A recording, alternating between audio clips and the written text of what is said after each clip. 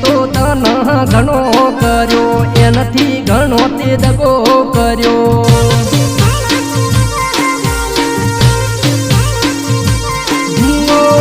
ખેતરનું બોનું કરી ફોન તન કરતા ભાઈબંધનું બોનું ગાડી મળવા તન આવતા મેં ફોનમાં વાતો